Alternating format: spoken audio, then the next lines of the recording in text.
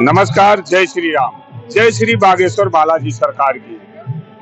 आप सभी को बताते हुए बड़ा गर्व हो रहा है कि आज श्री बागेश्वर बालाजी सरकार के मठाधीश पंडित धीरेन्द्र शास्त्री का जन्मदिन है और इनके जन्मदिन पर आप देख सकते हैं हमारे पीछे जो महाराष्ट्र में भिवंडी शहर में बना हुआ ये सनातन मठ है, बागेश्वर धाम सनातन मठ पर आज सांस्कृतिक कार्यक्रम, साथ में ही भजन और कीर्तन, उसके उपरांत सुंदरकांड का आयोजन किया गया जो पंडित धीरेन्द्र शास्त्री के जन्मोत्सव पर किया गया।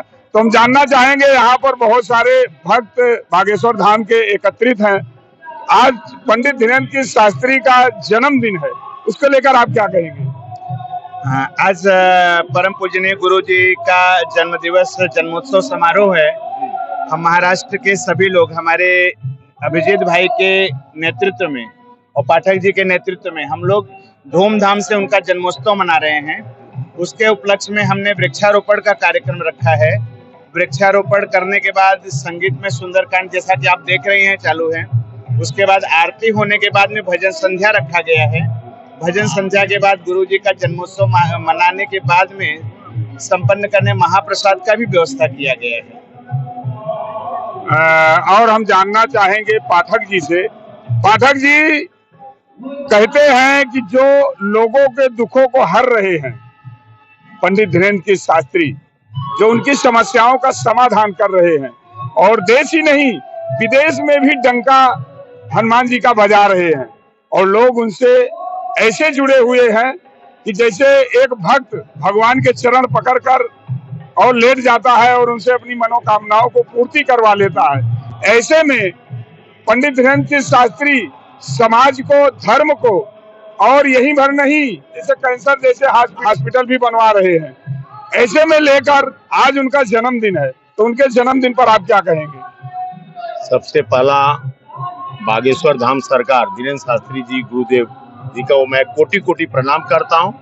उनके जन्मदिन के उपलक्ष्य पर बागेश्वर धाम छतरपुर में उनका जन्मदिन का आयोजन किया गया है, वहाँ मनाया जा रहा है। तो ये महाराष्ट्र में भिवंडी में यहाँ पर भी बागेश्वर धाम बालाजी सनातन मठ जो भिवंडी में बनाया गया है, तो हम लोग यहाँ का सेवादार लोग यहाँ पे भंडारा का आयोजन और सुंदरकांड हो रहा है। यहाँ पर ये सब व्यवस्था किया है। यहाँ पे सब लोग उनके जन्मदिन पर उनके और पूरी दुनिया में डंका बजे हमारे बाबा जी का और हिंदुत्व का नाम बढ़ चढ़ के और भी लिया जाए, इसके लिए हम लोग सब भजन पाठ कर रहे हैं यहाँ पर और उनके जन्मदिन पे हम लोग खुशियां मना रहे हैं।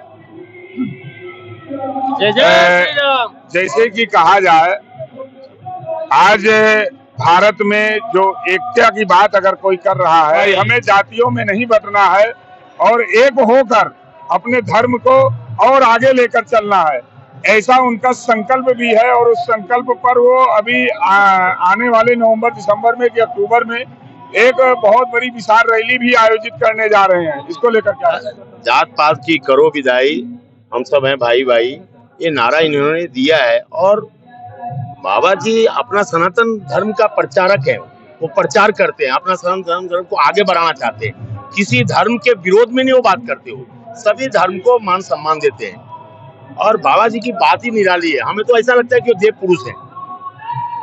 जैसे कि धर्म का प्रचार करना सबसे बड़ा कठिन काम होता है, इसमें हर तरह का रिस्क होता है।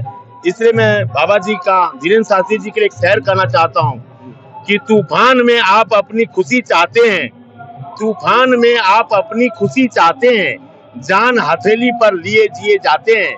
मैं वो हूँ जिसे समुंदर पिया करती है, बागेश्वर सरकार वो है जो समुंदर को पिया करते हैं, समुंदर को पिया करते हैं। जय श्री राम। बीच हमारे साथ में है जो बागेश्वर धाम सरकार की यहाँ की जो समिति बनाई गई है उसमें से अध्यक्ष हैं अभिजीत सिंह जी। हाँ, महाराष्ट्र प्रदेश अध्यक्ष जो है अभिजीत जी हमारे साथ में है।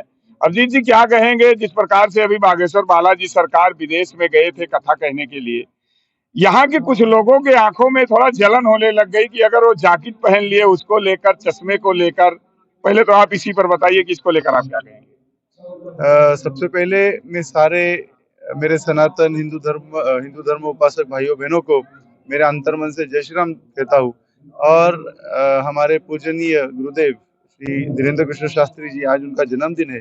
इसी अवसर पर सारे भक्तों को मैं काफी लाख लाख बधाइयाँ भी देता हूँ।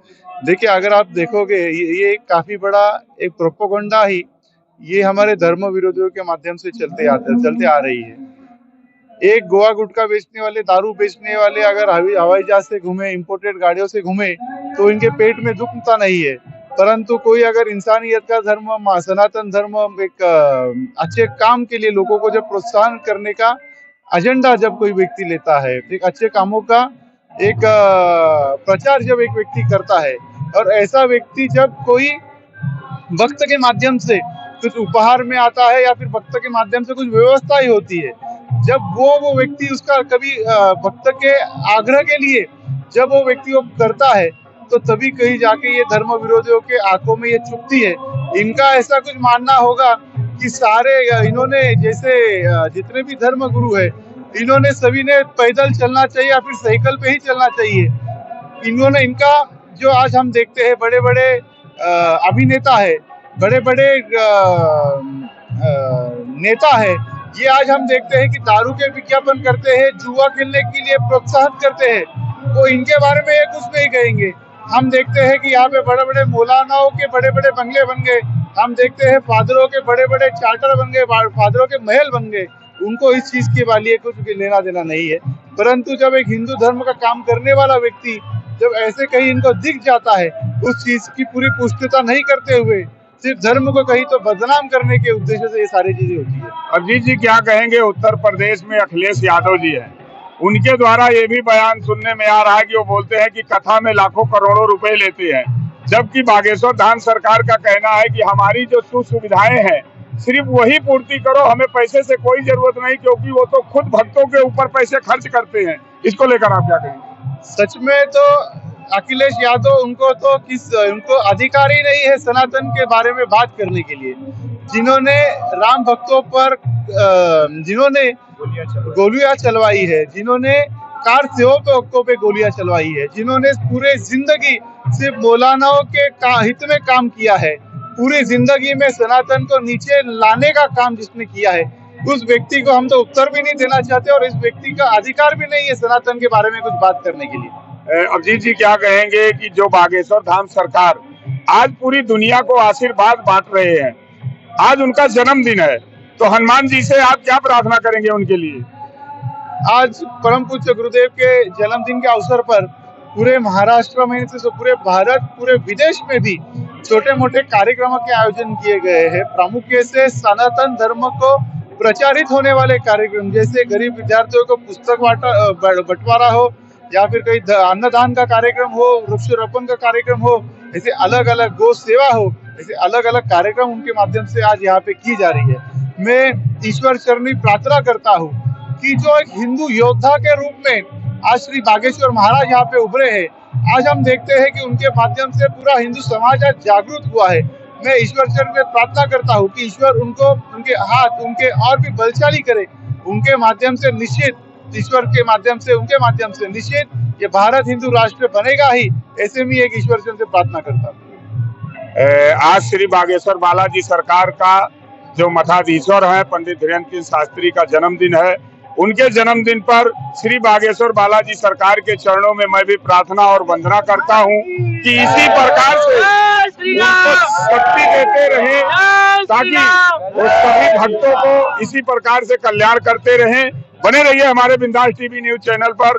मैं सुनील पांडे, कैमरामैन रमन पंडित के साथ। जय हिंद।